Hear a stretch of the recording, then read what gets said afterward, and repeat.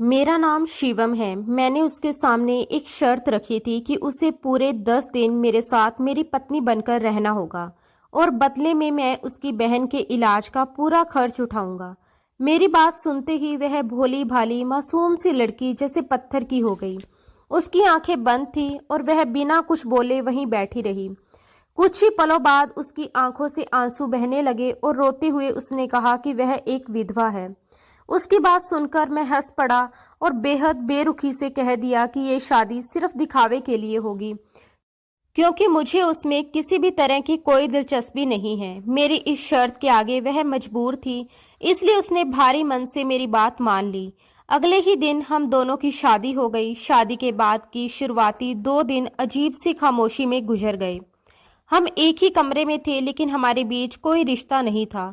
2 दिन के बाद जब मैं किसी जरूरी काम से कमरे में आया तो मैंने देखा कि वह आंखें बंद किए दोनों हाथ समेटे हुए मन ही मन प्रार्थना कर रही थी।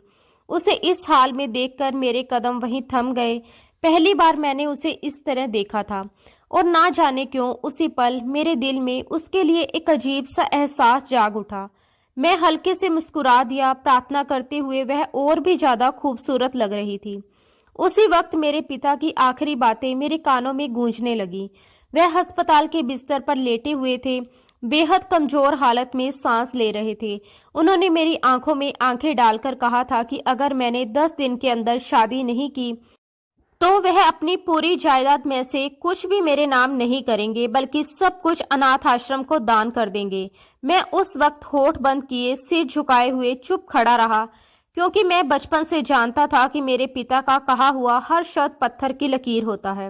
उनका हर फैसला अटल होता था, लेकिन उनका ये फैसला मुझे ऐसी जंजीरों में बांध रहा था जिनसे निकलने का कोई रास्ता नहीं था। मैं बाहर निकला, सिगरेट जलाई और जेब से मोबाइल निकालकर रुचि को फोन किया। वही रुचि जो मेरी कॉलेज फ्रेंड थी, मेरी पहली मोहब्बत, और जिससे मेरी एंगेजमेंट पिछले साल ही हुई थी। हमने साथ साथ ढेर सारे सपने देखे थे। फोन की घंटी बजी और दूसरे ही रिंग पर उसने कॉल उठा लिया।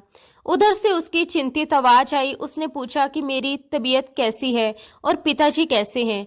मैंने उससे कहा कि मुझे उससे तुरंत शादी करनी है, अगले 8-10 दिनों के अंदर, क्योंकि ये मेरे पिता की वसीयत है।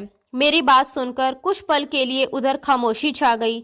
फिर वह हंसने लगी। हंसते हुए उसने कहा कि मैं नाटक करना छोड़ दूं, क्योंकि उसे कल ऑस्ट्रेलिया जाना है और वह 1 हफ्ते बाद लौट आएगी। तब आराम से शादी कर लेंगे। उसने ये भी कहा कि जायदाद की चिंता मत करो, तुम अपने पिता का इकलौता बेटा हो और सब कुछ आखिरकार तुम्हारा ही होगा। उसकी बात सुनकर मैं चुप रह गया, क्योंकि वह नहीं जानती थी कि कुछ फैसले हालात की मजबूरी में लिए जाते हैं, चाहकर भी बदले नहीं जा सकते। मैंने गुस्से और बेचैनी में सख्त शब्दों में कहा, तुम पागल हो गई हो क्या? मेरी बात को सीरियस क्यों नहीं ले रही हो?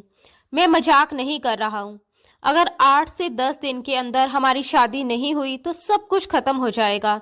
तुम समझ क्यों नहीं रही हो कि मेरे पास वक्त बहुत कम है? मेरी आवाज में घबराहट साफ झलक रही थी, लेकिन शायद वह उसे समझना ही नहीं चाहती थी। उसने थोड़ी देर चुप रहकर बेहद ठंडे लहजे में कहा, तो क्या मेरे साथ ही शादी करना जरूरी है? अगर तुम्हें इतनी जल्दबाजी में शादी करनी है तो किसी और लड़की से कर लो। 8-10 दिन के लिए किसी के साथ सिर्फ दिखावे की शादी कर लो। मुझे वैसे भी तमाशों से नफरत है और मैं इस तरह की उलझनों में नहीं पड़ना चाहती। उसके शब्द मेरे दिल में किसी नुकीली चीज की तरह चुभ गए थे। मैं कुछ और कह पाता उससे पहले ही उसने फोन काट दिया। मैं कुछ देर तक मोबाइल की स्क्रीन को देखता रह गया, जैसे उम्मीद कर रहा हूं कि वह दोबारा कॉल कर लेगी, लेकिन ऐसा नहीं हुआ। मैंने लंबी सांस ली और आंखें बंद कर ली। वह अच्छी तरह जानती थी कि मेरे पिताजी की वसीयत क्या है, फिर भी उसने इनकार कर दिया था। शायद उसे लगा होगा कि मैं मजाक कर रहा हूँ, या शायद उसे यकीन नहीं हुआ होगा कि मैं उसके बिना इतना बड़ा फैसला ले सकता हूँ। मगर हालात ऐसे बन चुके थे कि मेरे पास कोई दूसरा रास्ता बचा ही नहीं था। उस समय मेरी सोच, मेरी भावनाएं और मेरे फैसले सब हालात के हाथों मजबूर हो चुके थे। उसी शाम मैंने खुद को संभालते हुए एक वकील से संपर्क किया और उसे साफ शब्दों में कहा कि वह एक कॉन्ट्रैक्ट तैयार करे। उस कॉन्ट्रैक्ट में शादी के साथ साथ डिवोर्स के पेपर भी शामिल होने चाहिए। ये शादी सिर्फ 10 दिनों के लिए होनी थी, पूरे 10 दिन। उससे एक दिन भी ज्यादा नहीं। उसके बाद वह लड़की चाहे तलाक ले, अलग हो जाए या अपनी जिंदगी अपनी मर्जी से जिए, मुझे कोई आपत्ति नहीं होनी थी। मेरा मकसद सिर्फ अपने पिता की वसीयत पूरी करना था, उससे ज्यादा कुछ भी नहीं। लेकिन सबसे बड़ी परेशानी ये थी, ऐसी अजीब और कठोर शर्त पर कोई लड़की तैयार कैसे होती? कौन अपनी जिंदगी का इतना बड़ा फैसला सिर्फ 10 दिनों के लिए लेता? मैंने बहुत सोचने के बाद एक ऐसी कंपनी से संपर्क किया जो मजबूर लोगों के रिश्ते करवाने का दावा करती थी। ऐसे रिश्ते जो जरूरत और हालात के कारण बनते हैं, ना कि मोहब्बत या सपनों के कारण। अगली सुबह मैं जल्दी उठ गया था। आईने के सामने खड़े होकर खुद को देख रहा था, जैसे खुद से सवाल कर रहा हूँ कि क्या मैं सही कर रहा हूँ। फिर भी मैंने अपनी शादी की शेरवानी खुद चुनी। उस शेरवानी में कोई उत्साह नहीं था, कोई खुशी नहीं थी, बस एक औपचारिकता थी, एक रस्म जिसे निभाना मेरी मजबूरी बन चुकी थी। अंदर कहीं एक अजीब सी उलझन लगातार मुझे परेशान कर रही थी। ये उलझन ना तो किसी ख्वाहिश की थी और ना ही किसी मोहब्बत की। ये सिर्फ जिम्मेदारी का भारी बोझ था जिसे मैंने खुद अपने कंधों पर डाल लिया था। आखिरकार दुल्हन का इंतजाम हो चुका था। गाड़ी में बैठते ही मेरे फोन की घंटी बजी। वकील का कॉल था। उसने बताया कि सारे कागजात पूरी तरह तैयार हैं और मैं जब चाहूं रजिस्ट्रार ऑफिस आकर कोर्ट मैरिज कर सकता हूं। मैंने गहरी सांस ली, कुछ पल खामोश रहा और फिर कहा कि मैं आ रहा हूं। ये शादी किसी मंदिर में नहीं होनी थी, ना किसी बड़े मैरिज हॉल में और ना ही घर के आंगन में। ये एक कोर्ट मैरिज थी, बिल्कुल सादी और औपचारिक। मैं चाहता था कि सब कुछ बेहद शांत और सीमित लोगों के बीच हो, इसलिए मुझे रजिस्ट्रार ऑफिस जाकर ही शादी करनी पड़ी। जब मैं वहां पहुंचा तो मेरी नजर पहली बार उस लड़की पर पड़ी जो अब मेरी होने वाली पत्नी थी। वह दुबली पतली थी, गोरी रंगत की थी और उसके लंबे बाल उसकी पीठ पर बिखरे हुए थे। उसने नीले और गुलाबी रंग का सूट पहन रखा था और उसका दुपट्टा सलीके से उसके कंधे पर रखा हुआ था। उसके हाथों में मेहंदी नहीं थी, चेहरे पर कोई मेकअप नहीं था और आंखों में शादी की कोई चमक नहीं थी। लेकिन इसके बावजूद उसके व्यक्तित्व में एक अजीब सी गंभीरता और ठहराव था, जैसे उसने जिंदगी में बहुत कुछ सह लिया हो लेकिन अभी भी टूटने से खुद को रोक रखा हो। मैं कुछ पल उसे देखता रहा, फिर नजरें चुरा ली। दिल के अंदर जैसे कोई हल्की सी हलचल हुई, लेकिन मैंने उसे तुरंत दबा लिया। मेरे 4 दोस्त गवाह के तौर पर वहां मौजूद थे। माहौल बेहद शांत था, जैसे वहां शादी नहीं बल्कि कोई औपचारिक प्रक्रिया पूरी हो रही हो। पहले उसने कांपते हाथों से पेन उठाया और कागजों पर अपने सिग्नेचर किए। उसके हाथों की कंपन साफ दिखाई दे रही थी, जैसे हर साइन के साथ वह अपनी जिंदगी का एक हिस्सा पीछे छोड़ रही हो। उसके बाद वही पेन मुझे दिया गया। मैंने भी बिना कुछ सोचे सिग्नेचर कर दिए। कुछ ही मिनटों में शादी की सारी औपचारिकताएं पूरी हो गई। मैंने सारे कागजात अपने पास संभाल कर रख लिए। सब कुछ इतनी खामोशी से हुआ कि ऐसा लग रहा था जैसे हमारे बीच कोई रिश्ता शुरू नहीं हुआ बल्कि कोई रिश्ता खत्म हो गया हो। शादी के तुरंत बाद मैं बाहर आया और अस्पताल में फोन मिलाया। डिम्पल की बहन का इलाज शुरू करवाना मेरे वादे का हिस्सा था और मैं अपने वादे से पीछे हटने वालों में से नहीं था। मैंने डॉक्टर से बात करते हुए कहा, लड़की का नाम राधा है, उसकी फाइल तैयार रखिए, आज ही उसे आपके अस्पताल में एडमिट करवा रहा हूं। डॉक्टर ने भरोसा दिलाया कि इलाज तुरंत शुरू कर दिया जाएगा। फोन रखने के बाद मैंने एक पल के लिए आंखें बंद की और खुद को संभाला।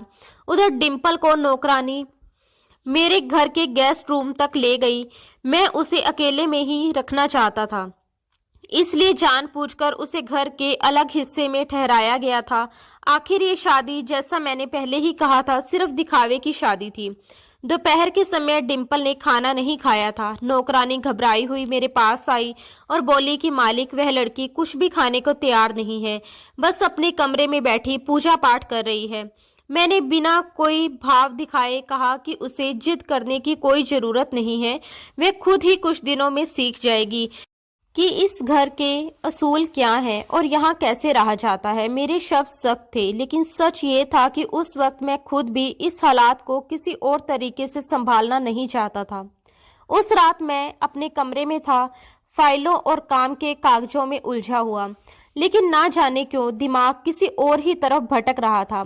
अचानक मुझे एहसास हुआ कि मुझे डिम्पल के माता पिता के बारे में कुछ भी पता नहीं था।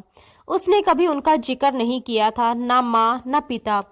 उसकी जिंदगी में बस एक ही रिश्ता था, उसकी छोटी बहन राधा। वही राधा जो इस वक्त अस्पताल में जिंदगी और मौत के बीच जंग लड़ रही थी। ये सब सोचकर मुझे लगा कि ये लड़की शायद किसी बहुत बड़े दर्द, किसी बहुत गहरे नरक से गुजरकर यहाँ तक पहुंची है। लेकिन अगले ही पल मैंने खुद को समझाया कि मुझे इससे क्या लेना देना। उसकी निजी जिंदगी, उसका अतीत, उसका परिवार, इन सब से मेरा क्या रिश्ता है। ये तो एक सौदा है, एक समझौता। मुझे उसकी जिंदगी से कोई मतलब नहीं होना चाहिए और ना ही मुझे उसकी जिंदगी से कोई उम्मीद रखनी चाहिए। यही सोचकर मैंने अपने दिल को सख्ती से चुप करा दिया। अगले दिन सुबह मैं नाश्ते की टेबल पर बैठा था, अखबार मेरे सामने खुला हुआ था। तभी मेरी नजर टेबल पर रखे एक कागज पर पड़ी। वह एक खत था। मैंने उससे उठाकर पढ़ा। उसमें लिखा था, शिवम जी, हम दोनों की शादी हो चुकी है। ये शादी पूरी तरह लीगल है और ऊपर वाला इसका गवाह है। मैं अपने भगवान से बहुत प्रार्थना करती हूँ और उसकी हमेशा आभारी रहूंगी कि उसने मुझे आप जैसा हमसफर दिया। वह खत पढ़कर मैं कुछ पल के लिए सन्न रह गया। यह साफ बता रहा था कि वह इस रिश्ते को बेहद गंभीरता से ले रही है। उसके लिए ये कोई कॉन्ट्रैक्ट मैरिज नहीं थी, ना कोई मजबूरी का सौदा। उसके लिए ये एक पवित्र रिश्ता था। मैंने वह खत मोड़कर जेब में रख लिया। ना जाने क्यों उसे फेंकने या वहीं छोड़ देने का मन नहीं हुआ। तीसरे दिन मैं अस्पताल गया और डिम्पल की बहन राधा से मिला। वह बेहद कमजोर थी, उम्र भी बहुत कम थी, लेकिन जब उसने मुझे देखा और हल्की सी मुस्कान दी तो मुझे अजीब सा सुकून महसूस हुआ। मैंने उससे कहा कि उसकी बहन बहुत बहादुर है। उसने मासूमियत से मुझसे सिर्फ इतना पूछा कि क्या मैं उसका जीजू हूँ। मैं हंस पड़ा और कह दिया कि हाँ, कुछ दिनों के लिए। मैं थोड़ी देर उसके पास बैठा रहा, उससे इधर उधर की बातें करता रहा, फिर वापस घर आ गया। देर रात मैं अपनी गैलरी में खड़ा था। जैसे ही अंदर लौटने लगा, मेरी नजर डिम्पल के कमरे की खिड़की पर पड़ी, जो खुली हुई थी। अंदर से हल्की सी रोशनी बाहर आ रही थी। दिल में एक पल के लिए ख्याल आया कि जाकर देखूं वह क्या कर रही है, लेकिन मैंने खुद को रोक लिया। वह इसी तरह खामोशी से अपने कमरे में रहती थी। ना वह बाहर आती थी, ना किसी से बात करती थी। मैंने उसका चेहरा पहली बार कोर्ट मैरिज वाले दिन देखा था। उसके बाद से ना तो कभी आमना सामना हुआ था और ना ही दोबारा उसे देखने का मौका मिला था। मैं अपने ऑफिस, अस्पताल के चक्कर, फोन कॉल्स और रात के अकेलेपन में उलझा रहता था।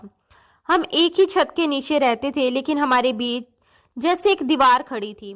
मैंने जानबूझकर ये दूरी बनाए रखी थी। मैं बस चाहता था कि ये 10 दिन यूं ही गुजर जाए, जैसे कोई साया चुपचाप गुजर जाता है। तीसरे दिन सुबह नाश्ते के वक्त नौकरानी ने फिर बताया कि डिम्पल मैडम बहुत जल्दी उठ जाती है, अपने कमरे में बैठकर प्रार्थना करती है, कुछ मांगती नहीं है, बस छोटी छोटी बातों के लिए भगवान का धन्यवाद करती रहती है। मेरी नजर अखबार पर थी, लेकिन उसका ये कहना मेरे दिमाग में अटक गया। वह सिर्फ धन्यवाद करती है।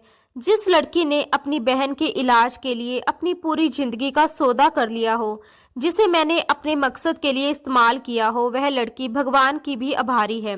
ये बात मेरे असूलों में कहीं फिट नहीं बैठ रही थी। उसी शाम मैं ऑफिस से जल्दी घर आ गया। बाहर तेज बारिश हो रही थी, आसमान में बादल गरज रहे थे और चारों तरफ अजीब सी बेचैनी फैली हुई थी। घर में कदम रखते ही मुझे लगा कि आज माहौल कुछ बदला हुआ है, जैसे कोई अनकही बात हवा में तैर रही हो। कोट उतारते हुए मैं गैलरी की तरफ गया। डिम्पल के कमरे की खिड़की से हल्की सी रोशनी बाहर आ रही थी और दरवाजा भी आधा खुला हुआ था। ना जाने क्यों मेरे कदम खुद ब खुद ओस और बढ़ गए। मैं दबे पांव अंदर गया और वहीं रुक गया। वह हाथ जोड़कर प्रार्थना कर रही थी। कमरे में कोई आवाज नहीं थी। वह बिल्कुल खामोशी से बैठी हुई थी, आंखें बंद थी और उसके हाथ जुड़े हुए थे। मैंने उसे उस दिन पहली बार ठीक से देखा था। उसका चेहरा सादा और बेहद शांत था। वह चांद जैसा नहीं था, क्योंकि चांद में भी दाग होते हैं, और उसके चेहरे पर तो कोई दाग नहीं था। ना शिकन, ना बनावट, ना दिखावे की चमक, बस एक अजीब सा सुकून था। ऐसा सुकून जो आंखों से उतरकर सीधे दिल तक चला जाए। मैं कुछ पल वहीं खड़ा उसे देखता रहा। ना जाने क्यों मेरे कदम खुद ब खुद पीछे हटने लगे, जैसे मैं किसी ऐसी जगह आ गया हूं जहां मुझे नहीं होना चाहिए था, जैसे मैंने उसकी खामोशी में दखल दे दिया हो। उसी पल अनजाने में मेरे होठों पर हल्की सी मुस्कुराहट आ गई। मैंने धीमी आवाज में बस इतना कहा, इंटरेस्टिंग, और बिना कोई शोर किए वहां से पलट आया। अगले दिन शाम के वक्त अचानक लाइट चली गई। पूरे घर में अफरा तफरी मच गई। नौकर इधर उधर भागने लगे। पता चला कि जनरेटर में कोई खराबी आ गई है। मैंने खुद फ्लैशलाइट उठाई और सिस्टम चेक करने चला गया। काफी देर बाद जब मैं वापस लौट रहा था तो उसके कमरे के सामने से गुजरा तो देखा कि अंदर पूरी तरह अंधेरा था। बस खिड़की से आती चांदनी कमरे में फैल रही थी और फर्श पर हल्की रोशनी बिखेर रही थी। ना जाने क्यों मेरे कदम वहीं रुक गए। मैंने हल्के से दरवाजा खटखटाया। अंदर से उसकी धीमी आवाज आई, जी कौन? मैंने कहा, लाइट चली गई है, सब ठीक है ना? अगर किसी चीज की जरूरत हो तो बता देना। उसने बिना किसी घबराहट के जवाब दिया, नहीं सब ठीक है, आपका शुक्रिया। रोशनी हमेशा अंधेरे में अपना रास्ता ढूंढ ही लेती है।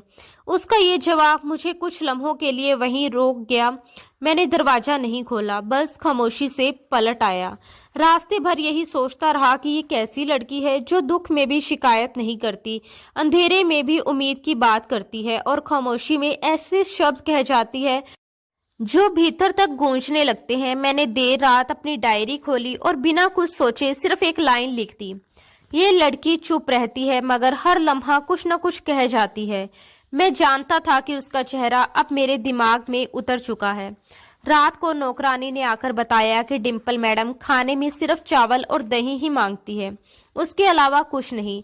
मैंने सिर हिलाकर कहा, जो वह मांगे बिना कोई सवाल किए दे दिया करो। अगले दिन सुबह मेरे कमरे के दरवाजे पर एक ट्रे रखी हुई थी। उसमें चाय का एक कप, एक छोटी सी कटोरी में ड्राई फ्रूट्स और साथ में एक लिफाफा था। लिफाफे के अंदर एक खत था जिसमें लिखा था, आप मेरा बहुत ख्याल रखते हैं, जैसे मैं आपके लिए कोई मेहमान हूँ, लेकिन मैं आपकी पत्नी भी हूँ। मेरा भी फर्ज बनता है कि मैं आपका ध्यान रखूं। उस खत को पढ़ते ही मुझे एहसास हो गया कि वह दीवार जिसे मैंने जानबूझकर अपने और उसके बीच खड़ा किया था अब धीरे धीरे कमजोर पड़ने लगी है। फिर पूरा दिन ऐसे ही गुजर गया। रात काफी हो चुकी थी। मैं अपने कमरे में बैठा फाइलों में उलझा हुआ था, लेकिन दिमाग में बस वही घूम रहा था, वह चाय, वह खत और वह चेहरा। सब कुछ जैसे मेरे दिमाग की दीवारों पर चिपक गया हो। मोबाइल देखा तो रात के 2:30 बज चुके थे। अचानक एक अजीब सी बेचैनी होने लगी, जैसे इस घर की हवा में मेरा दम घुट रहा हो। मैं उठकर गैलरी में आ गया। रोशनी हल्की थी। पानी पीने के लिए किचन की तरफ बढ़ा ही था कि अचानक एक धीमी मगर भीतर तक उतर जाने वाली सिसकी सुनाई दी। मैं चौंक गया। आवाज उसी कमरे की तरफ से आ रही थी। मैं धीरे धीरे कदम बढ़ाता हुआ वहां पहुंचा। दरवाजा पूरी तरह बंद नहीं था, बस थोड़ा सा खुला हुआ था। मैंने अंदर झांक कर देखा। वह जमीन पर बैठी हुई थी, अपने दोनों घुटनों को सीने से लगाए और खामोशी से रो रही थी। उसका सिर झुका हुआ था, चेहरा दुपट्टे की आड़ में आधा ढका हुआ था, जैसे वह अपनी टूटन को दुनिया से छुपाना चाहती हो। मैं कुछ पल दरवाजे पर खड़ा रहा, ये समझने की कोशिश करता हुआ कि अंदर जाऊं या वहीं से लौट जाऊं। दिल और दिमाग के बीच एक अजीब सी खींचतान चल रही थी। आखिर हिचकिचाते हुए मैं अंदर चला गया। बिना कुछ कहे किचन से लाया हुआ पानी का गिलास टेबल पर रख दिया। गिलास रखने की हल्की सी आवाज से वह चौंक गई। उसने धीरे से सिर उठाया और मेरी तरफ देखा। उसकी आंखें लाल थी, लेकिन उसमें कोई सवाल नहीं था, बस थकान और खामोशी थी। मैंने बहुत धीमी आवाज में कहा, पानी पी लो। उसने नजरें चुरा ली। उसके हाथ कांप रहे थे। उसने गिलास उठाने की कोशिश की, लेकिन उंगलियों में इतनी ताकत नहीं थी कि उसे थाम सके। मैं आगे बढ़ा और गिलास अपने हाथ में ले लिया। जैसे ही मैंने गिलास उसकी तरफ बढ़ाया, उसी लम्हे उसके हाथ मेरे हाथ से टकरा गए। उसके हाथ ठंडे थे, ऐसे जैसे उसमें कोई गर्मी नहीं, बस मिट्टी सी ठंडक हो। मैंने फौरन अपना हाथ पीछे खींच लिया। उसकी छुअन मेरे अंदर कहीं गहराई तक उतर गई थी। अगले ही पल मैंने खुद को झटका दिया, गिलास छोड़ते हुए पीछे हटा और खुद से कहा कि ये सिर्फ एक सौदा है शिवम, भूल मत जाना। यही सोच मैंने दिल में दोहराई। मैं मुड़ने ही वाला था कि उसकी धीमी टूटी हुई आवाज सुनाई दी। कभी कभी इंसान सिर्फ चुप रहना चाहता है क्योंकि शब्द कम पड़ जाते हैं। मैं वहीं रुक गया। उसकी आवाज में कोई शिकायत नहीं थी, ना कोई इल्जाम, बस थकान थी। मैंने पीछे पलटकर देखा तो वह अपनी आंखों से आंसू पोंछ रही थी, जैसे ये दिखाना नहीं चाहती हो कि वह कमजोर है। मैंने बस इतना कहा, अगर कुछ चाहिए हो तो बता देना, और बिना कुछ और बोले कमरे से बाहर निकल आया। अगली शाम डॉक्टर का फोन आया। उसने बताया कि राधा की टेस्ट रिपोर्ट पहले से बेहतर है। ये सुनकर मुझे सुकून मिला। मैं खुश था, लेकिन ये खुशी अधूरी थी, क्योंकि जिसके लिए मैं ये सब कुछ कर रहा था वह खुद खामोशी की दीवारों के पीछे छुपी हुई थी। मैं ऑफिस जाने के लिए तैयार हो रहा था कि बाहर कुछ शोर सुनाई दिया। थोड़ी देर बाद नौकर ने आकर बताया, सर, बाहर एक मैडम आई है, कह रही है कि आपकी मंगेतर है। उन्होंने अपना नाम रुचि बताया है। ये सुनते ही मैंने गर्दन झटक दी। वह ऑस्ट्रेलिया से वापस आ गई थी। मैंने गहरी सांस ली और कहा कि उन्हें ड्राइंग रूम में बिठा दो, मैं आ रहा हूँ। दरवाजा खुलते ही रुचि अंदर दाखिल हुई। उसका अंदाज हमेशा की तरह तेज और बेबाक था। जींस और टॉप में, चेहरे पर मेकअप और आवाज में वही कड़कपन। अंदर आते ही उसने बिना किसी भूमिका के कहा, ये लड़की कौन है जिसने तुमसे शादी की है? ये मेरी जगह क्यों है? मैंने शांत रहने की कोशिश करते हुए कहा, रुचि बैठो।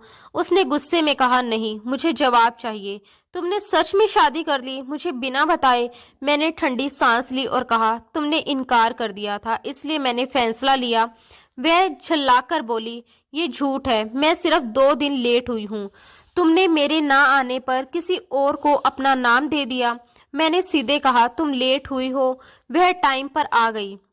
वह हंसने लगी, व्यंग्य से बोली, तो अब तुम उसे पत्नी कहने लगे हो? ये तो अभी भी सिर्फ कॉन्ट्रैक्ट है। मैंने नजरें चुरा ली और कहा, ये शादी एक मकसद से हुई थी, जो तुम्हें पता है। अब तुम आ गई हो तो हमारे बीच बहस का कोई फायदा नहीं। उसने तंज कसते हुए कहा, अच्छा, तो अब तुम्हारे शब्दों में नरमी आ गई है, इसके लिए। मैं खामोश रहा। रुचि के कदम तेज थे। वह घर के अंदर की तरफ बढ़ने लगी और बोली, मैं उसे देखना चाहती हूँ जिसने तुमसे शादी की है। मैंने उसका बाजू पकड़ लिया और कहा, ये इज्जत का मामला है रुचि। वह मेरे घर में है, मेरी पत्नी है। उसने पलटकर पूछा, तो कितने दिनों के लिए? ये शब्द मेरे दिल में खंजर की तरह उतर गया। मैंने कुछ पल के लिए हाथ जोड़ दिए। वह मुझे देखते हुए पलटी और चली गई, लेकिन जाते जाते कह गई, ये जंग अभी खत्म नहीं हुई है। रुचि के जाने के बाद मैं काफी देर तक गैलरी में खड़ा रहा। घर में गहरी खामोशी थी, लेकिन मेरे अंदर शोर मचा हुआ था। डिम्पल ने ना कोई सवाल किया, ना ही किसी तरह की सफाई मांगी। उसने कुछ जानने या जताने की कोशिश तक नहीं की। बस उस शाम खाने के समय एक खत चुपचाप ट्रे में रख दिया गया था। उसमें सिर्फ एक ही सवाल लिखा था, क्या आपके मेहमान खुश थे? मैंने वह खत पढ़ा, लेकिन जवाब देने की हिम्मत नहीं जुटा पाया। बिना कुछ सोचे समझे मैंने उस कागज को जलते हुए चूल्हे पर रख दिया और देखता रहा जब तक वह पूरी तरह राख नहीं हो गया। अगले दिन रुचि की माँ का फोन आया। आवाज में चिंता भी थी और नाराजगी भी। उन्होंने कहा, शिवम बेटा, तुमने जो किया वह जल्दबाजी में लिया गया फैसला था। रुचि तुमसे मोहब्बत करती है, ये सब सिर्फ एक गलतफहमी है। मैंने शांति से जवाब दिया, आंटी, आप मेरी माँ की तरह हैं। आपकी बात की कदर करता हूँ, लेकिन ये फैसला मेरी जिंदगी से जुड़ा था। मेरे लिए वक्त पर होना बहुत मायने रखता है। उन्होंने बात आगे नहीं बढ़ाई, जैसे हार मान ली हो, लेकिन उनके शब्दों में अब भी एक दृढ़ता थी। इसी बीच डिम्पल की बहन राधा को अस्पताल से छुट्टी मिल गई और उसे मैं अपने घर ही ले आया था। शाम को जब मैं घर लौटा तो देखा कि डिम्पल आंगन में अपनी बहन राधा के साथ बैठी थी। मुझे देखते ही राधा मुस्कुराई और बोली, शिवम जीजू, आपकी पत्नी बहुत प्यारी है। मैंने बस हल्की सी मुस्कान के साथ सिर हिला दिया। उसी पल दिल में एक अजीब सा ख्याल आया। रुचि ने मुझे कभी ऐसे साधारण सुकून भरे लम्हे नहीं दिए थे। ना कभी ठहराव, ना अपनापन। उसके साथ सब कुछ जैसे एक सौदे की तरह था, मानो मोहब्बत भी किसी बिजनेस डील का हिस्सा हो। उसी रात दरवाजे पर हल्की सी दस्तक हुई। दरवाजा खोला तो सामने डिम्पल खड़ी थी। बाहर बारिश की आवाज थी और खिड़की खुली हुई थी। मैंने कहा कि आओ अंदर बैठो। क्या तुम्हें कुछ चाहिए? वह कुछ पल चुप रही, फिर धीरे से बोली, मैं बस इतना जानना चाहती हूँ, क्या मैं आपके लिए बोझ हूँ? मैंने उसकी आंखों में देखने की कोशिश नहीं की, बस इतना कहा, तुम मेरे लिए वह इंसान हो जिसे मैं समझने की कोशिश कर रहा हूँ। वह खामोश रही, फिर थोड़ा हिचकिचाकर बोली, क्या आपको लगता है कि रुचि आपकी जिंदगी में वापस आ सकती है? मैंने एक लम्हे सोचा और कहा, कुछ रिश्ते वक्त के साथ ही समझ में आते हैं। मैं अभी ये नहीं जान पाया हूँ कि ये रिश्ता कौन सा है, लेकिन रुचि अब मेरे दिल से निकल चुकी है। उसने बहुत धीमी आवाज में कहा, तो अब मुझे सिर्फ 6 दिन और यहाँ रहना है। इतना कहकर वह पलट गई। रुचि वापस आ गई थी, लेकिन जो बातें कभी पूरी लगती थी अब अधूरी सी महसूस होने लगी थी। दोपहर का वक्त था। मैं घर लौटा तो हॉल में एक अजीब सी हलचल महसूस हुई। नौकरानी घबराई हुई अंदर आई और बोली, सर, डिम्पल मैडम ने फल काटते हुए हाथ काट लिया है, बहुत खून बह रहा है। वे अंदर ही है, राधा पट्टी ला रही है। मेरे कदम जैसे अपने आप उसके कमरे की तरफ मुड़ गए। दरवाजा खोला तो वह कुर्सी पर बैठी थी, एक हाथ दूसरी हथेली पर रखा हुआ था और खून से भीगा रुमाल कसकर दबाया हुआ था। राधा सामने खड़ी थी। मैं बिना कुछ सोचे आगे बढ़ा और उसका हाथ थाम लिया। मैंने कहा, दिखाओ। वह चौंक कर मेरी तरफ देखने लगी, लेकिन धीरे से उसने हाथ आगे बढ़ा दिया। कट बहुत गहरा नहीं था, मगर खून काफी बह चुका था। मैंने रुमाल हटाया, हाथ को पानी से साफ किया और उंगलियों के बीच वाले हिस्से पर पट्टी लपेटने लगा। उसके हाथ कांप रहे थे। मैं झुका हुआ था, खामोशी में डूबा हुआ, जैसे उस पर शब्दों की कोई जरूरत ही ना हो। पट्टी बांधते हुए एक पल के लिए मैंने उसकी आंखों में देखा, वही आंखें जिन्हें वह हमेशा नीचे झुकाकर रखती थी। उस नजर में एक ठहराव था और वह ठहराव सीधा मेरी तरफ था। मैंने धीमी आवाज में पूछा, क्या हुआ था? मेरा सवाल भी जैसे उससे इजाजत मांग रहा हो। मेरी आवाज में कोई सख्ती नहीं थी, बस एक ठहराव था। डिम्पल ने हल्की सी सांस ली, जैसे भीतर बहुत कुछ समेटे बैठी हो। फिर उसने बेहद नरम लहजे में कहा, कभी कभी किसी का हक छीनने पर ऊपर वाला खुद सजा दे देता है। उसके ये शब्द सुनते ही मेरे हाथ रुक गए। मैं कुछ कहने के लिए उसका चेहरा देखने लगा। उसकी आंखों में ना पछतावा था, ना शिकायत, ना ही किसी पर इल्जाम। वह बस एक सच कह रही थी, ऐसा सच जिसे वह शायद अपने ऊपर ही लागू मान चुकी थी। मैंने बिना कुछ कहे बहुत सावधानी से उसके हाथ की पट्टी पूरी की, फिर शांत स्वर में कहा, कभी कभी जो चीज हमें छीनी हुई लगती है वह असल में ऊपर वाले की तरफ से दी हुई होती है, और जो चीज अपनी लगने लगती है वही कई बार आजमाइश बन जाती है। डिम्पल ने सिर झुका लिया। उसने ना कोई बहस की, ना कोई सफाई दी। उसका यूं चुप रह जाना ही जैसे हर जवाब बन गया। वह लम्हा बहुत छोटा था, एक जख्मी हाथ, थोड़ी सी पट्टी और कुछ कहे अनकहे शब्द, लेकिन वही लम्हा मेरे दिल पर गहरा निशान छोड़ गया था। अगले दिन जब मैं लौट कर आया तो देखा कि राधा दरवाजे पर बैठी कपड़ों की सिलाई कर रही थी। उसने मुझे देखते ही हाथ हिलाया और मुस्कुराकर बोली, जीजू, आपको पता है आपकी पत्नी कितनी अच्छी कढ़ाई करती है, मेरे लिए गिफ्ट बना रही है। मैंने राधा की तरफ देखा, फिर नजर झुका ली। मेरे होठों पर एक हल्की सी मुस्कान आ गई, जिसे मैं खुद भी ठीक से समझ नहीं पाया। उसी रात मैं डिम्पल के कमरे के दरवाजे पर रुका और हल्के से दस्तक दी। मैंने पूछा, क्या मैं अंदर आ सकता हूँ? उसने सिर हिलाकर इजाजत दी। कमरा साफ सुथरा था। एक कोने में वह पट्टी रखी हुई थी जो मैंने उसके हाथ पर बांधी थी। मैंने कहा, पट्टी अभी भी बांध कर रखना जरूरी है। उसने बहुत शांति से जवाब दिया, ये निशानी है। कुछ तकलीफें ऐसी होती है जिन्हें खुद को याद रखने के लिए संभाल कर रखा जाता है। मैं कुछ नहीं बोल पाया, बस कुछ देर वहीं बैठा रहा। फिर धीरे से कहा, कभी कभी तकलीफें हमें वो बातें सिखा देती है जो आराम कभी नहीं सिखा पाता। उसने हल्का सा सिर हिला दिया, जैसे ये मान रही हो कि हर चीज पर हक जताया नहीं जा सकता। कुछ रिश्ते बनाए नहीं जाते, बस निभाए जाते हैं। उसके शब्दों की गहराई में मैं खुद को डूबता हुआ महसूस कर रहा था। एक वक्त था जब मैंने सोचा था कि ये शादी सिर्फ एक कॉन्ट्रैक्ट है, लेकिन अब ये रिश्ता मेरे अंदर सांस लेने लगा था। डिम्पल मेरे सामने बैठी थी, सिंपल चेहरा, भरा हुआ दिल, हाथ पर बंधी पट्टी। वह पट्टी उसके हाथ पर थी, लेकिन उसका असर मेरी सांसों में उतर चुका था। अपने कमरे में लौटकर मैंने डायरी खोली और बिना ज्यादा सोचे लिख दिया।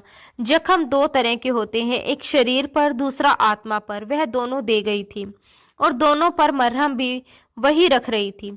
फिर मैंने मोबाइल उठाया, वकील का नंबर देखा, लेकिन फोन नहीं किया। 10 दिन पूरे होने में अब ज्यादा वक्त नहीं बचा था, मगर दिल कह रहा था कि शायद ये रिश्ता खत्म होने के लिए ही नहीं बना। डिंपल के जख्म मेरे दिल पर गहरे निशान छोड़ चुके थे। उस दिन दोपहर कुछ ज्यादा ही खामोशी थी। बाहर हल्की सी धूप थी। मैं ऑफिस से जल्दी वापस आ गया था। टेबल पर चाय नहीं थी, जो रोज की तरह होती थी। मैंने दरवाजा खोला और बिना किसी जल्दबाजी के गैलरी की तरफ बढ़ गया। आंगन में डिंपल बैठी हुई थी। उसके हाथ में एक ट्रे थी जिसमें चाय के 2 कप और कुछ बिस्किट सलीके से रखे हुए थे। उसने बहुत साधारण सी साड़ी पहन रखी थी, लेकिन उसी सादगी में वह कुछ अलग ही लग रही थी। ना कोई बनावट, ना कोई दिखावा। वह वहीं रुक गया, बस उसे चलते हुए देखता रहा। उसके कदम धीमे थे, जैसे वह किसी जल्दबाजी में नहीं थी। उसकी नजरें हमेशा की तरह नीची थी, मगर उसके चेहरे पर एक अजीब सी सोच ठहरी हुई थी, जैसे मन में बहुत कुछ चल रहा हो और शब्द रास्ता ढूंढ रहे हों। जब वह मेरे पास पहुंची तो मेरे मुंह से अपने आप निकल गया, तुम्हारी आंखें बहुत कुछ कहती हैं, लेकिन तुम्हारे होठ हमेशा खामोश क्यों रहते हैं। उसने हल्के से पलके झपकाई, ट्रे से चाय का कप उठाकर मेरे हाथ में दिया और बहुत धीमी आवाज में सिर्फ इतना कहा, काश ये सब हकीकत होती। उसके ये शब्द जैसे पूरे आंगन में ठहर गए। चाय की खुशबू, हवा की हलचल, मेरी सांसें, सब कुछ एक पल के लिए रुक सा गया। मैंने कप थामा और अनजाने में एक कदम पीछे हट गया।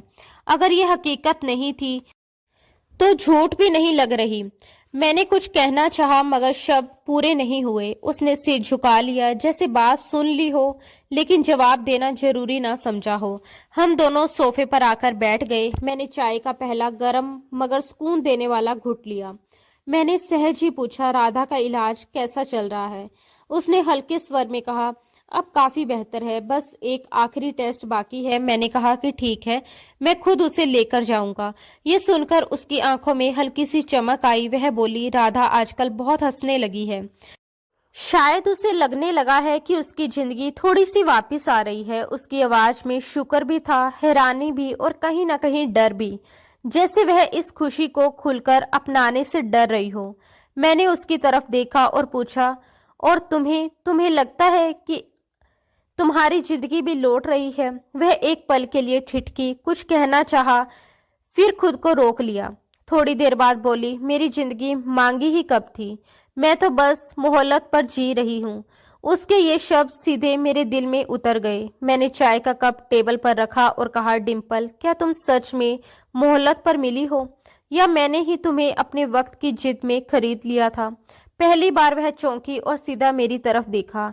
हमारी नजरें टकराई। उसकी आंखें साफ थी, मगर भीतर कहीं कुछ डरा हुआ सा था। उसने धीरे से कहा, शायद दोनों बातें सच हैं। मैंने कहा, तुम्हें वक्त की मजबूरी थी और मुझे एक वादा पूरा करना था। हम दोनों ने वो कर दिया, जिसका इरादा ना तुम्हारा था ना मेरा। फिर मैंने पूछा, तो फिर ये चाय, ये एहसास, ये सब क्या है? उसने बहुत नरमी से जवाब दिया, ये सब वो है जो हकीकत नहीं है, लेकिन दिल हकीकत मान बैठा है। उसके शब्द ऐसे थे जैसे वह खुद भी उनसे बचना चाह रही हो। बीच में खामोशी आ गई। कुछ ऐसे लम्हे गुजरे जब हम दोनों ने कुछ नहीं कहा, लेकिन सब कुछ बोल रहा था। फिर वह उठी, खाली ट्रे समेटी और दरवाजे की तरफ बढ़ गई। मैंने धीमी आवाज में कहा, डिंपल। वह नहीं रुकी, ना पीछे मुड़ी। मैंने फिर कहा, अगर मैं कहूं कि ये सब हकीकत बन सकता है। इस बार वह रुक गई, जैसे उसकी सांसें थम गई हो। फिर बहुत धीरे से बोली, हकीकत वो होती है जो सबके सामने हो। हमारा रिश्ता सिर्फ 10 दिन का है और अब सिर्फ 2 दिन बाकी हैं। मैं कुछ नहीं बोला, बस उस दरवाजे को देखता रहा जहां से वह ओझल हो गई थी। रात को मैंने राधा से बात की। वह बहुत खुश थी। उसने बताया, आज डिंपल दीदी बहुत मुस्कुरा रही थी, कह रही थी कि कुछ प्रार्थनाएं वक्त पर सुन ली जाती हैं। मैंने पूछा, और तुमने क्या कहा? वह हंसकर बोली, मैंने दीदी से कहा, कभी कभी इंसान खुद प्रार्थना बनकर आता है और आप उनकी प्रार्थना बन गए हो। मैंने उसके सर पर हाथ रखा। दिल से एक सवाल उठता रहा, क्या मैं सच में किसी की प्रार्थना बन सकता हूँ, या अब भी वही इंसान हूँ जो हर चीज को कागजों और शर्तों में तोलता है। रात को अपने कमरे में बैठकर मैंने वह फाइल, शादी के कॉन्ट्रैक्ट वाले पेपर फिर से निकाली। सिर्फ 2 दिन बाकी थे, वही 2 दिन जिनके बाद मैं आजाद था और डिम्पल भी। मगर अजीब बात यह थी कि दिल उस आजादी से डरने लगा था। उस दिन मौसम कुछ अजीब सा था। बाहर हवा चल रही थी, पेड़ों की टहनियां आपस में टकराकर सरसराहट पैदा कर रही थी, लेकिन कमरे के अंदर अजीब सी घुटन भरी गर्मी थी। मैं अपने स्टडी रूम में बैठा हुआ था। सामने मेज पर फाइल खुली पड़ी थी। कागजों पर नजर टिकाने की पूरी कोशिश कर रहा था, मगर आंखें बार बार दरवाजे की तरफ उठ जाती थी। डिम्पल पूरे दिन कहीं दिखाई नहीं दी थी, न दोपहर में, न शाम को, न ही रात में खाने पर। ये बात मुझे खटक रही थी।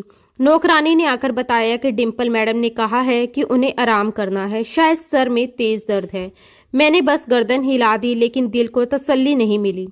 भीतर कहीं एक अजीब सी बेचैनी घर करने लगी थी, जैसे कोई अनकहा डर धीरे धीरे दिल के किनारों को कुरेद रहा हो। मैंने घड़ी देखी, रात के 11:30 हो चुके थे। कुछ देर और बैठा रहा, खुद को समझाता रहा कि बेवजह चिंता कर रहा हूँ। फिर अचानक कुर्सी से उठा और कमरे से बाहर निकल आया। मेरे कदम अपने आप उसके कमरे की तरफ बढ़ने लगे। दरवाजा आधा खुला हुआ था। मैंने धीरे से अंदर कदम रखा। कमरा बिल्कुल वैसा ही था, हर चीज अपनी जगह पर सलीके से रखी हुई, मगर डिम्पल वहां नहीं थी। मैंने उसका नाम पुकारा, डिम्पल। मेरी आवाज कमरे में गूंजकर लौट आई, लेकिन कोई जवाब नहीं आया। दिल और तेज धड़कने लगा। मैं बाहर निकला। पूरा घर खामोश था, मगर उस खामोशी में भी जैसे कोई चीख छुपी हुई थी। तभी गैलरी की तरफ से एक हल्की सी आहट सुनाई दी। मैं तेजी से उधर बढ़ा और जो देखा उसने मेरे पैरों तले जमीन खिसका दी। डिम्पल जमीन पर गिरी पड़ी थी। गुलाबी रंग के कपड़ों में उसका चेहरा बिल्कुल पीला पड़ चुका था, होठ सूखे हुए थे और सांसें बहुत धीमी चल रही थी। डिम्पल, मैं चीख पड़ा और दौड़कर उसके पास पहुंचा। उसका सिर उठाकर अपनी गोद में रखा, हाथ कांप रहे थे। उसकी नस टिटोली, धड़कन बहुत कमजोर थी। मैंने जोर से चिल्लाया, गाड़ी निकालो। नौकर दौड़ते हुए बाहर भागा। मैंने उसे उठाया जैसे कोई टूटा हुआ परिंदा हो जिसे उड़ना ही नहीं आता। बिना वक्त गवाए मैं उसे लेकर अस्पताल की तरफ निकल पड़ा। रास्ते भर उसके हाथ मेरी उंगलियों में जकड़े हुए थे। मैं बार बार बुदबुदा रहा था, बस पहुंच रहे हैं, तुम्हें कुछ नहीं होगा, मैं हूं ना तुम्हारे साथ। अस्पताल पहुंचते ही मैं उसे इमरजेंसी वार्ड में ले गया।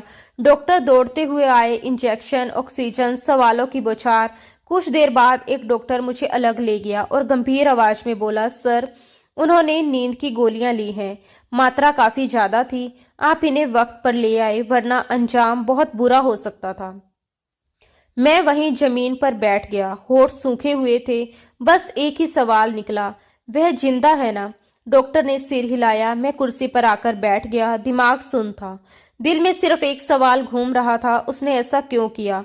सुबह डॉक्टर ने बताया कि पेशेंट को होश आ गया है, हालत बहुत कमजोर है, ज्यादा बात नहीं कर पाएगी।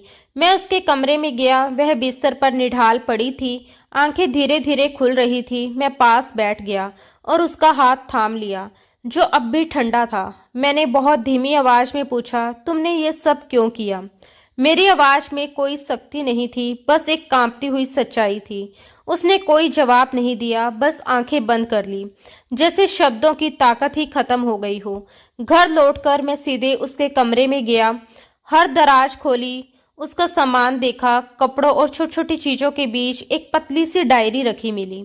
मैं वहीं बैठ गया और डायरी खोली। पहला पन्ना खाली था, दूसरा भी, तीसरा भी। चौथे पन्ने पर एक लाइन लिखी थी, मैं विधवा नहीं हूं। मेरा दिल धड़ से रह गया। अगली लाइन में लिखा था, मैं तलाकशुदा हूं। मेरे हाथ रुक गए, दिल जोर जोर से धड़कने लगा। अगले पन्ने पर शब्द बिखरे हुए थे, जैसे किसी ने रोते हुए लिखे हों। उसने मुझसे मोहब्बत नहीं की, बस मुझे इस्तेमाल किया। मेरा शरीर, मेरी इज्जत, मेरा सुकून, सब उसके खेल का हिस्सा था। और मैं हर बार चुप रहती गई। शादी सब कुछ करवा लेती है। एक दिन उसने कहा कि तुम मेरे काबिल नहीं हो और मुझे तलाक दे दो, जैसे मैं कोई इंसान नहीं, कोई चीज हूं जिसे इस्तेमाल करके फेंक दिया जाता है। मैंने जीना छोड़ दिया था। सिर्फ अपनी बहन का चेहरा देखकर रोज मरने से रुक जाती थी। डायरी के आखिरी पन्नों पर लिखे शब्द जैसे मेरे सीने में उतरते चले गए थे। उसमें लिखा था, फिर तुम मेरी जिंदगी में आए शिवम, और तुमने कहा कि सिर्फ 10 दिनों के लिए मैं तुम्हारी पत्नी बन जाऊं। उस पल मुझे लगा कि शायद अब शरीर को बेचने का काम कानूनी हो गया है। फर्क बस इतना था कि इस बार मेरी बहन बच जाएगी। ये पढ़ते ही मेरी आंखों से आंसू बह निकले। हर एक शब्द में दर्द था, ऐसा दर्द जो चीखता नहीं था, बस भीतर भीतर सब कुछ तोड़ देता था। मैं सोचता रहा, जो लड़की इतनी शांति से रोज प्रार्थना करती है, जो हमेशा खामोशी ओढ़े रहती है, उसके भीतर इतनी टूटी हुई कहानी छुपी थी। आगे लिखा था, तुम खुश होते हो लेकिन तुम्हारे सवाल मुझ तक पहुंच जाते हैं। तुम्हारी नजरों में कुछ ऐसा था जो बाकी सबसे अलग था। मैं डर गई थी कि कहीं इस बार मेरा दिल ना लग जाए। मैं वहीं रुक गया, डायरी बंद कर दी। मेरे हाथ कांप रहे थे। मैं किसी बात को समझने की हालत में नहीं था। खुद को संभालते हुए बाहर हॉल में आकर बैठ गया और अपना सर दोनों हाथों में छुपा लिया। जिसे मैं एक सौदा समझ रहा था, वह लड़की तो खुद जिंदगी और मौत के बीच जंग लड़ रही थी। मैंने कांपते हाथों से मोबाइल निकाला, वकील का नंबर डायल किया, फिर तुरंत काट दिया। नहीं, ये वक्त कानून या कॉन्ट्रैक्ट का नहीं था। ये वक्त दिल का था, सच का था। अस्पताल लौटकर मैं सीधे उसके कमरे में गया। वह जाग रही थी। चेहरा बहुत कमजोर लग रहा था, लेकिन आंखें खुली थी। मैंने धीरे से कहा, मुझे तुमसे माफी नहीं चाहिए। मैं बस इतना चाहता हूं कि तुम अपनी मर्जी से जियो, अपनी इज्जत के साथ। वह कुछ नहीं बोली, लेकिन उसकी आंखों में पहली बार नमी के साथ एक हल्की सी रोशनी थी, जैसे कहीं बहुत अंदर कुछ सांस ले रहा हो। मैं डिम्पल को अस्पताल से घर ले आया। वे बेहद कमजोर थी, मगर अब पहले जैसी टूटी हुई खामोशी नहीं थी, बस थकी हुई थी। दरवाजे पर राधा ने उसे गले लगा लिया, जैसे बरसों बाद उसकी दीदी लौट आई हो। घर का माहौल अजीब सा था। मैंने उसे गेस्ट रूम में नहीं भेजा, उसे अंदर वाले कमरे में ठहराया। वही कमरा जो कभी मेरे मम्मी पापा का हुआ करता था। वहां सुकून था, धूप कम आती थी, मगर रोशनी हमेशा रहती थी। शाम को मैं स्टडी रूम में बैठा फाइलें देख रहा था कि बाहर गाड़ी रुकने की आवाज आई। नौकरानी ने आकर बताया कि सर, रुचि मैडम आई है। मैंने सिर उठाया। मुझे पता था कि वह क्यों आई है। दरवाजा खुला। रुचि का चेहरा गुस्से और घमंड से भरा हुआ था। उसने तीखे लहजे में कहा, शिवम, अब हद हो गई है। मैं तुम्हारी खामोशी और तुम्हारे फैसलों से तंग आ चुकी हूँ। वह सीधे मेरे सामने आकर खड़ी हो गई। मैंने शांत आवाज में कहा, बैठो, मुझे तुमसे बात करनी है। उसने झट से कहा, मैं बात करने नहीं आई हूँ। अब मुझे समझ आ गया है कि वह लड़की यहाँ अब तक क्यों है। वह तुम्हारी पत्नी कैसे हो सकती है? वह एक तलाकशुदा जख्मी लड़की है। मैं कुर्सी से उठ खड़ा हुआ। मेरी आवाज अब भी शांत थी, लेकिन शब्द भारी थे। मैंने कहा कि जिस लड़की को तुम तलाकशुदा कह रही हो, वही लड़की मेरे पिता की आखिरी वसीयत पूरी करने वाली थी। तुमने वक्त पर मेरा साथ नहीं निभाया और उसे लड़की ने वक्त पर मेरा साथ दिया। उसने सिर्फ एक शर्त पर हाँ कह दी। रुचि ने कटाक्ष किया। शर्त? कैसी शादी थी ये?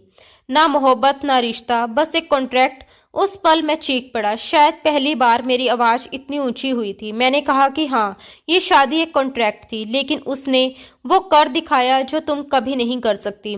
उसने मुझे बदल दिया। उसने मुझे वह सच दिखाया जिससे मैं हमेशा भागता रहा था।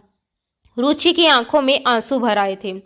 एक पल के लिए लगा जैसे वह कुछ कहना चाहती है, खुद को रोकना चाहती है, लेकिन फिर उसने अपने अंदर उभरती कमजोरी को दबा लिया। भारी आवाज में बोली, शिवम, वह लड़की तुम्हारी मोहब्बत कैसे बन गई? तुम तो हमेशा कहते थे कि ये रिश्ता बस वक्त गुजारने के लिए है, एक मजबूरी है, एक समझौता है। मैंने उसकी तरफ देखा, फिर दरवाजे की ओर इशारा किया और ठहरे हुए शब्दों में कहा, वो वक्त अब मेरी हकीकत बन गया है और तुम्हारा रिश्ता बस दिखावा था। रुचि एक कदम पीछे हट गई। शायद उसे इस जवाब की उम्मीद नहीं थी। उसकी आवाज में अब हैरानी और डर दोनों थे। उसने पूछा, तो फिर तुम उसे एक्सेप्ट करने वाले हो? मैंने सिर हिलाकर मना किया और कहा कि नहीं, मैंने उसे एक्सेप्ट नहीं किया, वह खुद मेरे वजूद का हिस्सा बन गई है। ये सुनते ही उसके चेहरे पर जलन साफ झलकने लगी। उसने कंधे उचका दिए, जैसे खुद को मजबूत दिखाना चाहती हो। तीखे लहजे में बोली, तुम मेरे साथ ऐसा नहीं कर सकते शिवम। मैंने शांत लेकिन साफ आवाज में कहा, मैंने तुम्हारे साथ वही किया जो तुम्हारे बिहेवियर ने मुझे सिखाया। तुमने मेरी मजबूरी को तमाशा समझा और उसने उसी मजबूरी में जान डाल दी। रुचि झुंझला गई, बोली, मैं तुम्हारे पिता की पसंद थी। मैंने बिना हिचक जवाब दिया, नहीं, तुम मेरे पिता की शर्त से भागी थी और वह उसी शर्त का हिस्सा बनी। पलटते हुए उसने आखिरी तीर चलाया। उस लड़की की सच्चाई तुम्हें ले डूबेगी शिवम। मैंने सख्त शब्दों में कहा, मुझे उसकी सच्चाई में डूबना मंजूर है, लेकिन तुम्हारे झूठ में जीना नहीं। रुचि चली गई। उसके कदमों की आवाज धीरे धीरे दूर होती चली गई, मगर मैं वहीं खड़ा रहा। दरवाजा बंद करने की हिम्मत नहीं हुई, जैसे किसी रिश्ते का आखिरी सिरा अभी भी हवा में लटक रहा हो। कई लम्हों बाद मैंने गहरी सांस ली और खुद से कहा, जिससे शादी की उससे मोहब्बत हो गई। उस रात मैंने अपने कमरे की लाइट बंद कर दी। डिंपल के कमरे की तरफ देखा। दरवाजा बंद था, लेकिन भीतर से हल्की सी रोशनी छनकर बाहर आ रही थी। मैं उस रोशनी को देर तक देखता रहा, जैसे वह सिर्फ रोशनी नहीं, सुकून हो। फिर मैं स्टडी रूम में गया, अपनी डायरी निकाली और लिखा, इश्क कुछ मांगता नहीं, बस वक्त के दायरे में खुद को सौंप देता है, और मैं बह चुका हूँ उसकी आहट में, उसकी खामोशी में और उसके सब्र में। अगले दिन नाश्ते की टेबल पर डिंपल नजर नहीं आई। घर में हलचल थी, लेकिन उसकी मौजूदगी नहीं थी। नौकरानी ने बताया कि वह अभी आराम कर रही है और दोपहर को आएंगी। उन्होंने कहा कि उन्हें कुछ देर अपने कमरे में रहकर प्रार्थना करनी है। मैंने कुछ नहीं पूछा, कुछ नहीं कहा, चुपचाप नाश्ता किया और ऑफिस निकल गया। मगर दिमाग काम में लग ही नहीं पाया। फाइलें सामने थी, लेकिन आंखें पढ़ नहीं पा रही थी। हर बार डिंपल का चेहरा सामने आ जाता। कुछ ही देर में मैंने फैसला किया कि बिना किसी को बताए घर वापस लौट आया। जैसे ही घर की दहलीज पर कदम रखा, राधा दौड़ती हुई आई। चेहरे पर मासूम सी खुशी थी। उसने उत्साह से कहा, आज दीदी ने नई डिश बनाई है, आपको खिलाने के लिए कहा है। मैं मुस्कुरा उठा और कहा, तो फिर देर किस बात की, मैं तैयार हूँ। किचन में दाखिल हुआ तो देखा डिंपल टेबल सजा रही थी। उसके चेहरे पर एक अलग सी चमक थी, जैसे आज वह भीतर से हल्की हो। मैंने उसे देखते हुए धीरे से कहा, कल रुचि आई थी। वह एक पल को रुक गई, मेरे चेहरे की तरफ देखा और बोली, मुझे पता था, उसने आना ही था। मैंने आगे बढ़ते हुए कहा, डिंपल, तुम वो हो जिसने मेरी और मेरे पिता दोनों की इज्जत बचाई है। उसने नजर उठाई, कुछ कहना चाहा, लेकिन शब्द जैसे उसके होठों पर आकर रुक गए। बस मुझे देखती रही। मैंने हिम्मत करके कहा कि डिंपल, मैं तुमसे मोहब्बत करने लगा हूँ। वह हल्के से मुस्कुरा दी, जैसे ये बात वह पहले से ही जानती हो। फिर नजर नीचे झुका ली। उस खामोशी में बहुत कुछ था। वह जानती थी कि अब ये रिश्ता सिर्फ शब्दों या समझौते तक सीमित नहीं रहा। 10 दिन यूं ही गुजर गए। सुबह आंख खुली तो बंगले में सब जाग चुके थे, लेकिन एक अजीब सा सन्नाटा पसरा हुआ था। खिड़की से धूप अंदर आ रही थी। घड़ी देखी, सुबह के करीब 6 बज रहे थे। दिल में अजीब सी बेचैनी हुई, जैसे वक्त कुछ कह रहा हो, जैसे कोई याद दिला रहा हो कि समय पूरा हो चुका है। बाहर निकला तो किचन में हलचल थी। राधा नाश्ते की चीजें टेबल पर रख रही थी, लेकिन डिंपल कहीं नजर नहीं आई। मैंने धीरे से पूछा, डिंपल कहाँ है? राधा ने नजर झुकाते हुए कहा, वह अपने कमरे में है, शायद सामान पैक कर रही हैं। ये शब्द जैसे मेरे शरीर से सारी ताकत खींच ले गए। मैं कुछ बोल नहीं पाया। खामोशी ही मेरा जवाब बन गई। ऐसा लगा जैसे हर शब्द गले में अटक रहा हो। दोपहर के करीब मैं उसके कमरे की तरफ गया। दरवाजा खुला हुआ था। अंदर कदम रखा तो देखा डिंपल जमीन पर बैठी थी। सामने सूटकेस खुला था। कुछ कपड़े रखे जा चुके थे, कुछ वह धीरे धीरे फोल्ड कर रही थी। उसकी हर हरकत में ठहराव था, जैसे उसने ये फैसला बहुत पहले ही कर लिया हो। मैं दरवाजे पर ही रुक गया। कुछ देर वहीं खड़ा रहा। उसने मेरी तरफ देखा नहीं, या शायद जानबूझकर नजर नहीं मिलाई। थोड़ी देर बाद उसने शांत आवाज में कहा, मैं जा रही हूँ। जैसा वादा था, 10 दिन पूरे हो गए हैं, अब मेरा यहाँ कोई हक नहीं रहा। मैं अंदर बढ़ा और कहा, मैंने तुम्हें जाने के लिए नहीं बुलाया। वह कपड़े समेटते हुए बोली, लेकिन आपने रोका भी नहीं। मैं चुप हो गया। फिर उसने कहा, शादी का समय पूरा हो चुका है, वादा भी पूरा हो गया, मेरा रिश्ता खत्म हुआ। अब मैं फिर वही हूँ जो पहले थी, तलाकशुदा, खामोश और मजबूर। मैंने तुरंत कहा, तुम वो नहीं हो।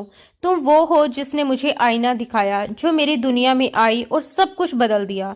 वह हल्के से मुस्कुराई। फिर पहली बार उसने सवाल किया, तो फिर आपको ये बात 10वें दिन ही क्यों याद आई? 9वें दिन या 8वें दिन क्यों नहीं? आपने मुझे क्यों नहीं कहा कि मुझे रुक जाना चाहिए? मैं खामोश रह गया। कुछ लम्हे गुजर गए।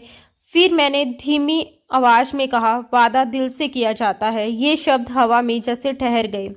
वह उठ खड़ी हुई, सूटकेस बंद किया और खिड़की की तरफ बढ़ गई। बाहर से हल्की हवा आ रही थी, पर्दा उड़ रहा था। उसने बिना पलटे कहा, शिवम, दिल से किए गए वादे हमेशा वक्त से पहले टूट जाते हैं और वक्त के वादे कभी दिल के काबिल नहीं होते। मैंने कदम आगे बढ़ाए और उसके बिल्कुल पीछे जाकर खड़ा हो गया। मैंने भारी आवाज में कहा, डिम्पल, तुमने एक सौदा पूरा किया और मैंने एक वसीयत निभाई, लेकिन जो हमने महसूस किया वो क्या था? क्या वह झूठ था? वह कुछ पल खामोश रही, फिर बिना मेरी तरफ देखे बोली, कुछ भी महसूस करना जुर्म नहीं होता शिवम। बोलना हर इंसान का हक होता है। आपने कभी नहीं कहा कि मैं आपके लिए कुछ मायने रखती हूँ, और मैंने भी कभी नहीं कहा कि मैं रुकना चाहती हूँ। उसके शब्द सधे हुए थे, मगर हर शब्द के पीछे दर्द था। मैंने पहली बार उससे सवाल किया, तुम रुकना चाहती हो ना? वह मेरी तरफ पलटी। उसकी आंखों में आंसू थे, होठ कांप रहे थे। वह बोली, हाँ, लेकिन मैं खुद से यह नहीं कह सकती, क्योंकि मैंने वादा किया था, और जो लोग वादा निभाते हैं उनके लिए सबसे प्यारा वही वादा होता है। उसकी ये बात मेरे सीने में उतर गई। उस एक पल में मुझे लगा कि सब कुछ रोक दूं, वक्त, फासला, कस्में, हर दीवार जो हमारे बीच खड़ी थी। मगर वह चुपचाप सूटकेस उठाकर बाहर की तरफ बढ़ गई। बाहर हमारी नौकरानी निशा दरवाजे के पास खड़ी थी। निशा उससे लिपटकर रोने लगी। दीदी, आप कहाँ जा रही हो? डिम्पल ने उसके सर पर हाथ रखा बड़े स्नेह से और कहा, कहीं नहीं, बस एक वादा पूरा कर रही हूँ, लेकिन तुम्हारे दिल में हमेशा रहूंगी। गाड़ी गेट पर खड़ी थी। नौकर ने सामान रख दिया। डिम्पल गाड़ी के दरवाजे के पास पहुंची। मैं भी दरवाजे तक आ गया। आखिरी बार मैंने उससे पुकारा। वह रुक गई, मगर पलट कर नहीं देखा। मैंने कहा कि अगर तुम जा रही हो तो अपनी मर्जी से जाओ, मेरे वादे को निभाने के लिए नहीं। वह कुछ देर यूं ही खड़ी रही, जैसे फैसला दोबारा तोल रही हो। फिर बिना कुछ कहे धीरे धीरे गाड़ी में बैठ गई। दरवाजा बंद हुआ, गाड़ी चल पड़ी। मैं वहीं खड़ा रहा दरवाजे के पास, जब तक वह गाड़ी मेरी नजरों से ओझल नहीं हो गई। वह जा चुकी थी। वो 10 दिन जो कभी मुझे बोझ लगते थे, अब ऐसी कमी बन गए थे जिसे कोई भर नहीं सकता था।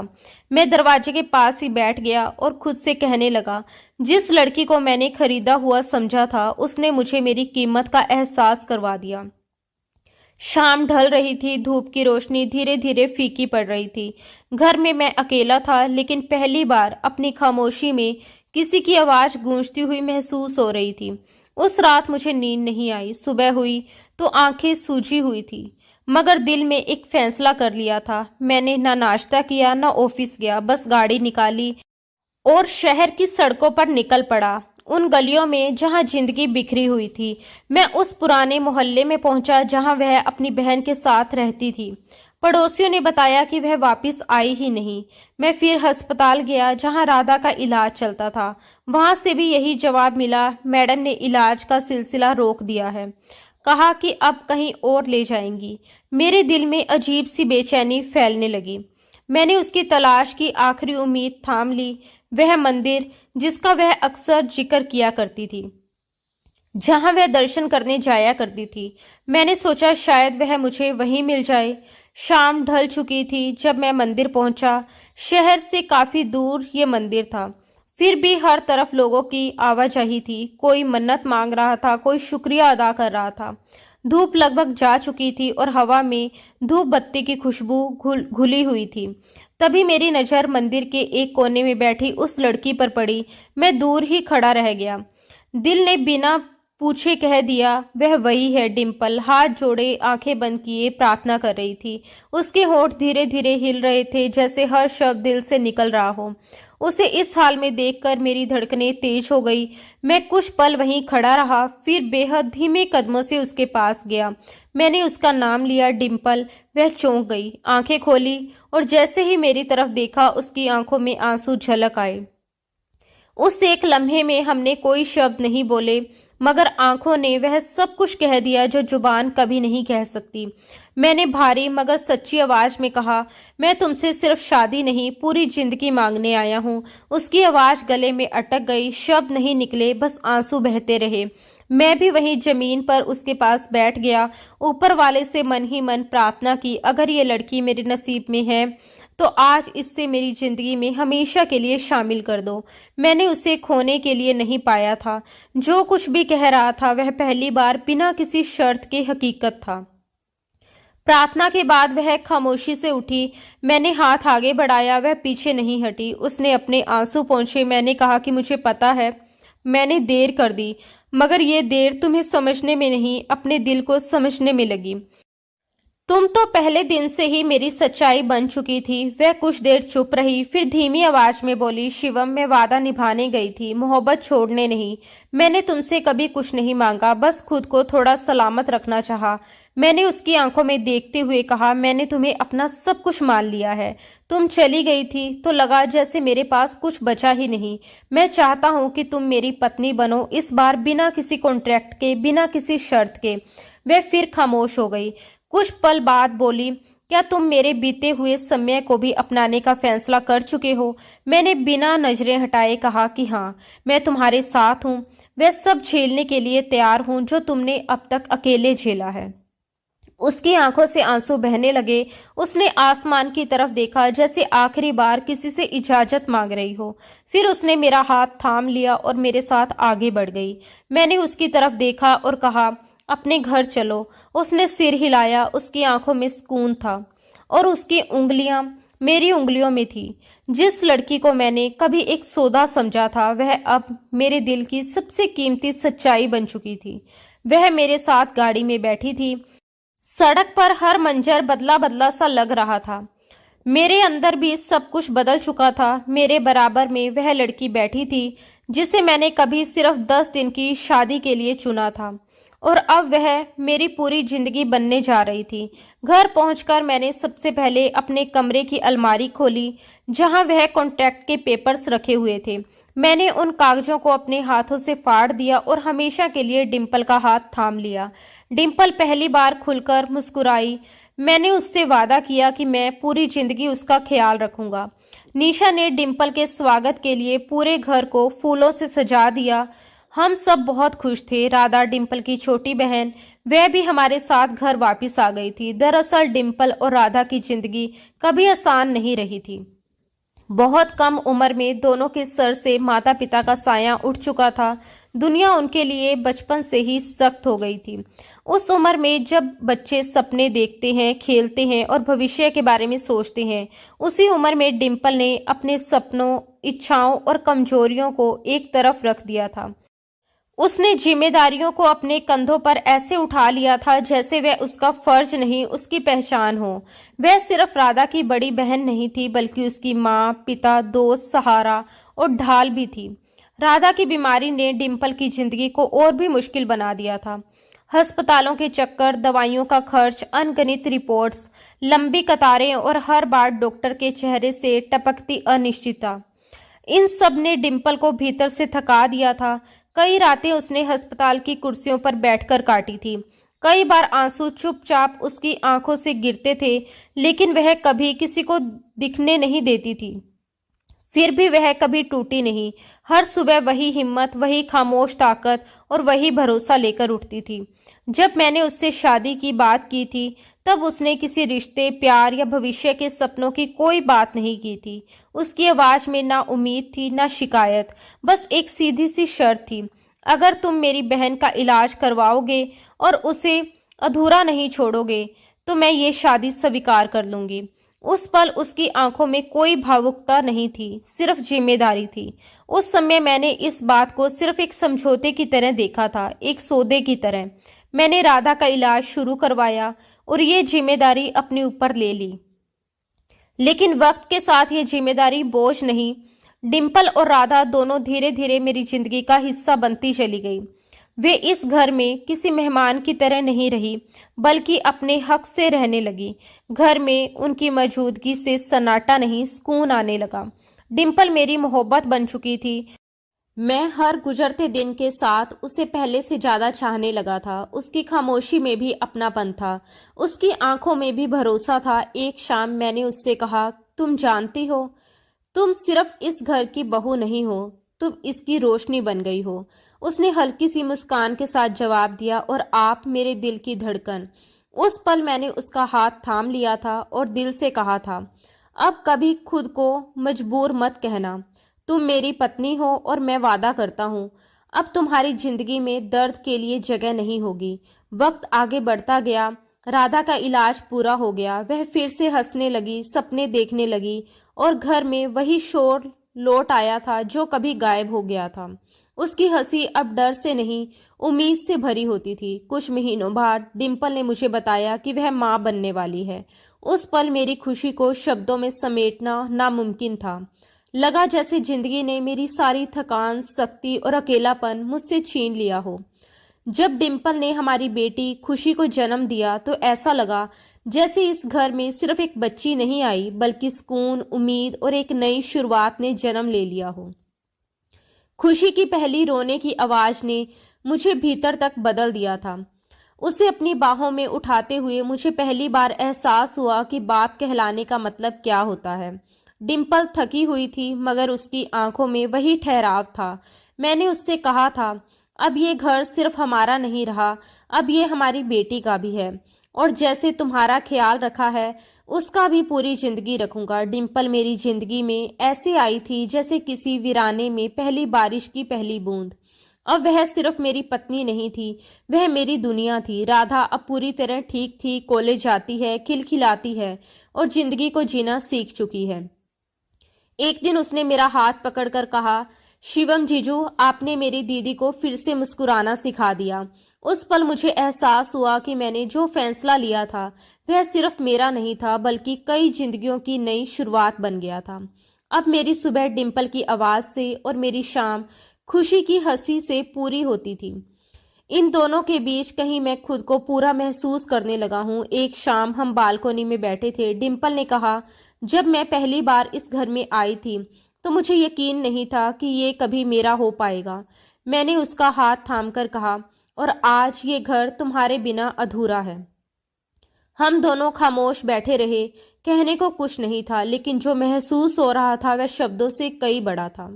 अब जब भी मैं डिम्पल को देखता हूँ, मन ही मन उस पल का शुक्रिया करता हूँ जब उसने हाँ कहा था, भले ही एक शर्त पर, क्योंकि उसी शर्त ने मेरी पूरी जिंदगी बदल दी। आज मैं पूरे यकीन से कह सकता हूँ कि जिसे मैंने कभी सिर्फ 10 दिनों के लिए अपनी पत्नी माना था, वही अब मेरी हर दिन की वजह, मेरी सबसे कीमती सच्चाई और मेरी पूरी जिंदगी बन चुकी है। दोस्तों, दिल से उम्मीद है कि हमारी ये कहानी आपके दिल तक पहुंची होगी। अगर आपको ये कहानी पसंद आई हो तो वीडियो को लाइक जरूर करें। चैनल पर नए हैं तो हमारे परिवार का हिस्सा बनने के लिए चैनल को सब्सक्राइब करें और नोटिफिकेशन बेल दबाना ना भूलें, ताकि हर नई कहानी सबसे पहले आप तक पहुंचे। आपके प्यार और सपोर्ट के लिए दिल से धन्यवाद दोस्तों। राधे राधे।